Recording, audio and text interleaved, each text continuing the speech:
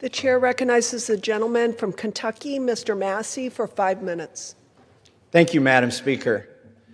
Congress created the Department of Justice. Congress funds the Department of Justice, and Congress is responsible for the oversight of the Department of Justice. When will we see justice? I'll tell you what I've not seen. I've not seen any arrests from the revelations in the Epstein files, over 3 million documents describing horrible things, describing unspeakable things, so much of it redacted. Over 24 people have resigned, CEOs, members of government worldwide, but I haven't seen any arrests or investigations here in the United States from this Department of Justice. Prince Andrew, Duke of York, who has since been stripped of his royal titles due to his affiliation with Jeffrey Epstein, has been arrested. Peter Mandelson, who previously served as UK's ambassador to the United States, resigned in disgrace from United Kingdom's House of Lords and the Labour Party, and he's been arrested. Former Prime Minister of Norway, Torbjørn Jagland, has been charged, but we don't see any charges, arrests, or investigations in the United States. What do we see? We see our FBI director celebrating in the locker room at the Olympics overseas. It's fine to be proud of this country, but we should be proud of this country because we have a system of justice that works, and yet we do not.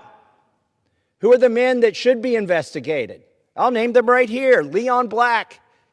You don't even have to see past the redactions to see that this man needs to be investigated. Jess Staley, accused of terrible things. It's right there in the files. Why is he not being investigated?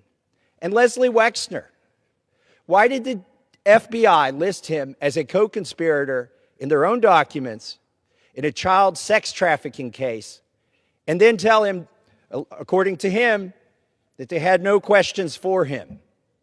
Why is that? Well, the Epstein Files Transparency Act requires the DOJ and the FBI to disclose to us their internal memos and emails about how they made those decisions, whether to prosecute or not prosecute. Yet they have not delivered those memos. And we still don't have the memos and documents and emails from 2008 to explain why Jeffrey Epstein was given such a light sentence in what would have been an open and shut case of child sex trafficking, which allowed him to go back and recommit these terrible crimes, create hundreds of more victims, and ensnare so many other people in his conspiracy.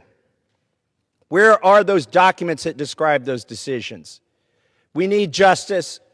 We want the Department of Justice to get to work, and that's what they need to do now.